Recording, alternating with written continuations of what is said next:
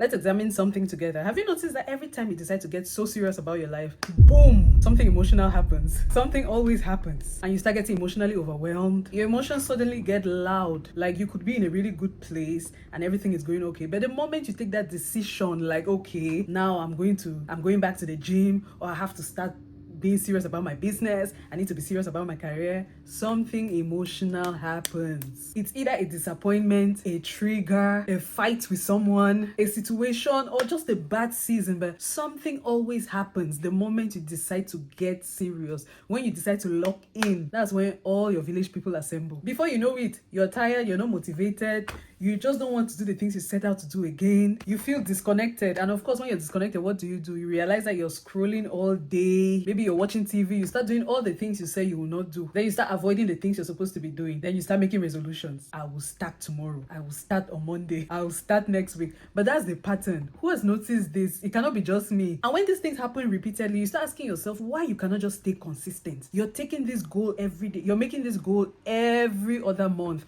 I'm going to be locked in the gym.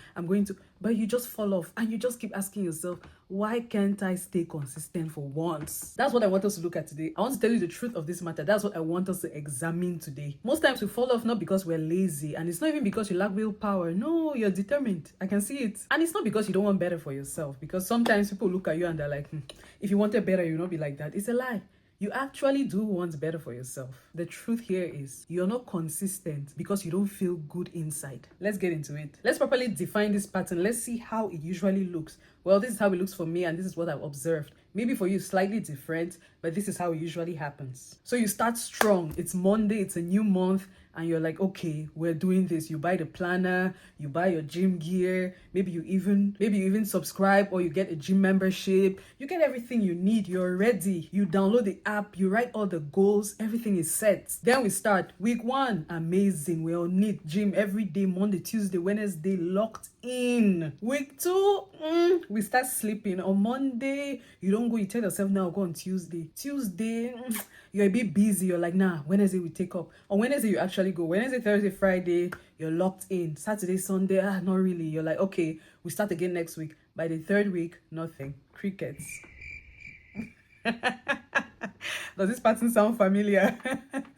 Suddenly, the gym disappears. All the business ideas gone. Something you started with so much energy. By week 3, nothing. All your boundaries collapse. Self-care becomes survival mode. We go back to it. Like by week 3, you just realize that you're back to default setting. I'm laughing, but it's not funny. Then this is actually the bad thing that happens, because by that week 3, guilt sets in.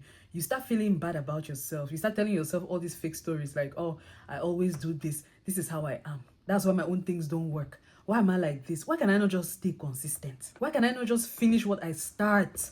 You're asking yourself all those questions by week 3. But what nobody tells you, or what we never really think about, is most times you're inconsistent because of emotional ties.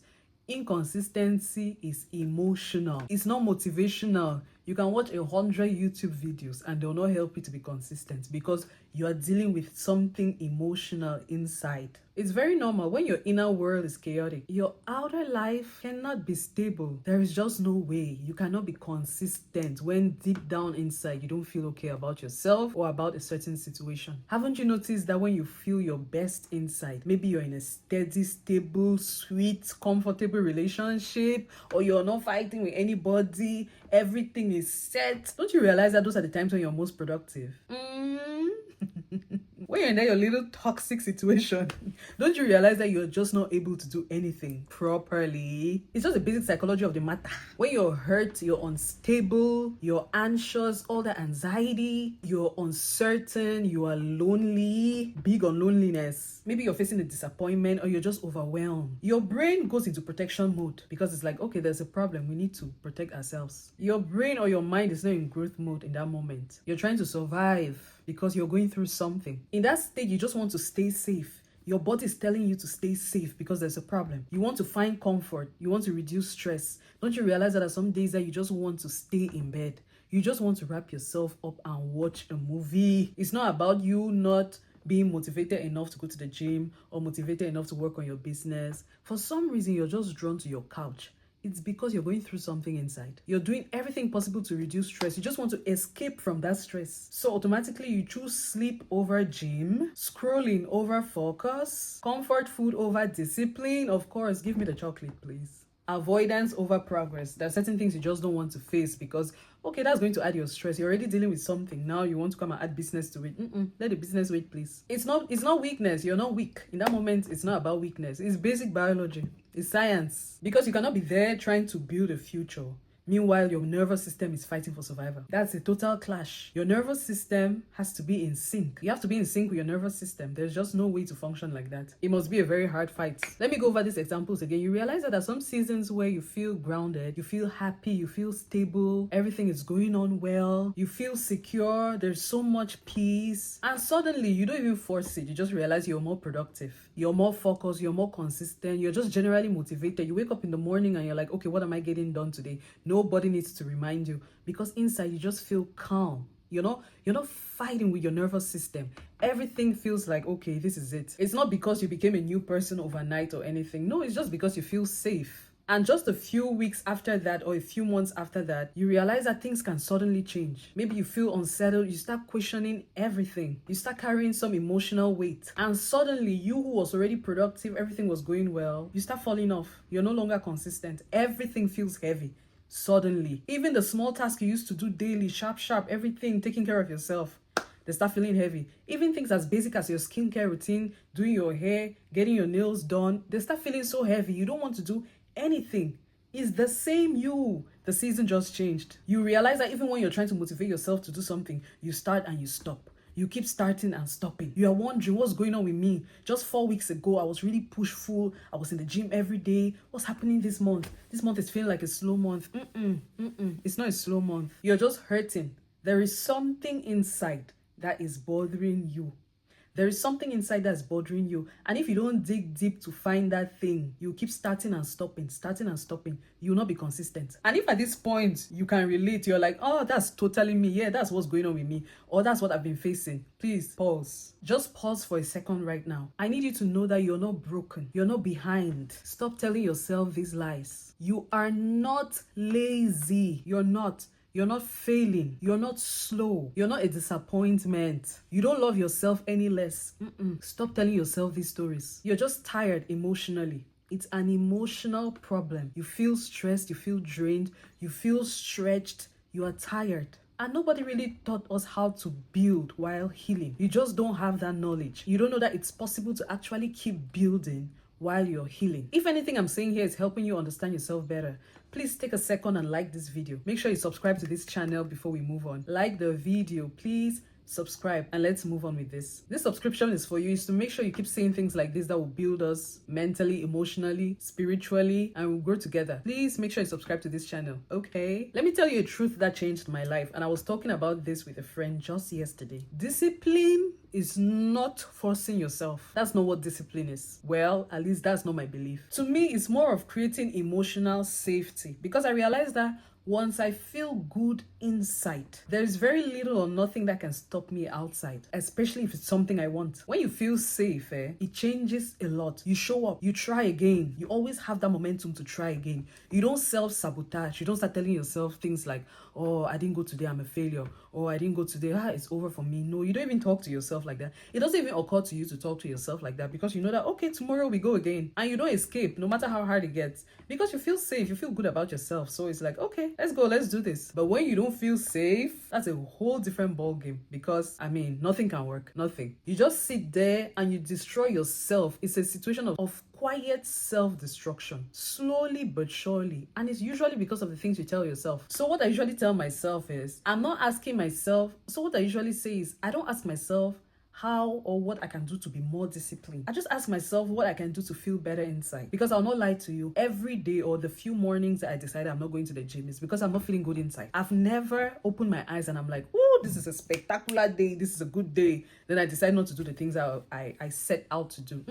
It's usually because I don't feel good inside, not outside. It's not about soreness or whatever. It's just inside, emotionally, I don't feel good, and I cannot do anything. I cannot be productive. So to me, the struggle is about feeling stable inside. It's not about being more disciplined. So let's look at some practical tools, some real tools we can use to just feel stable inside. When there's emotional chaos, you're going through anything emotional, don't plan around it. Don't plan your life, or don't plan projects, goals, and all of that around emotional chaos. First of all, focus on that emotional chaos. Focus on that thing that is making you emotionally unstable. Fix that thing before you set plans, because you're going to make plans and fail, and you'll feel bad about yourself. Meanwhile, if you had handled this situation and it was clear, you'll not even struggle to hit your goals. When you don't feel stable inside, just try to focus. Simplify things. One goal, one priority, one focus, one habit. Like, just take things easy, one step at a time. Don't try to pile things up. Don't try to create a whole routine around that. No, that's not a time for that. You're going to fail, and it will make you feel bad. The second thing you can actually do is to build low effort or low energy systems. Things that don't really take a lot of effort or energy or thought to do. If you are in an emotional situation that needs some time, maybe you need a few days, you need some weeks to stabilize.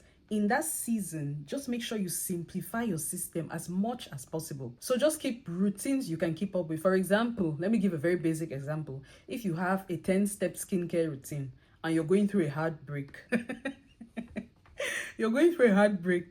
of course, in that heartbreak, you cannot be there using face scrub, face mask, face toner. Just look for 3 products that will work and stick to it for those 2 weeks, so that you can easily get to it. And when you do it, you know you're done with your routine. It doesn't make you feel bad, like, oh, I'm not keeping up with my 10-step skincare routine. No, just simplify it. Like, okay, for the next 2 weeks, I'm doing this simple thing. I'm doing these 3 things, 1, 2, 3, and that's it. You just create a simple system so you don't self-sabotage at the end of the day. The third thing you should do without compromising is to protect your peace aggressively. And I mean aggressively. This is one thing you need to be very serious with in this life that we are living, because you see this thing called drama, that's the biggest leak when it comes to consistency. It drains consistency. A little drama can go a long way. When you see drama coming this way, just go the other way. Protect your peace. That's something you want to really protect. Chaos. Chaos kills consistency. Sharp. You want to avoid any chaotic situation, any drama. Stay away from those things. The fourth thing you can actually consider is just to talk to yourself better. Stop saying all these negative things to yourself. Talk to yourself like somebody you actually like. Imagine someone you actually like someone you love. How would you talk to that person? That's how you should be talking to yourself. Talk to yourself better. Stop telling yourself things like, oh, I'm a failure. My things just never work. Now someone owns in the day. No, you need to stop that.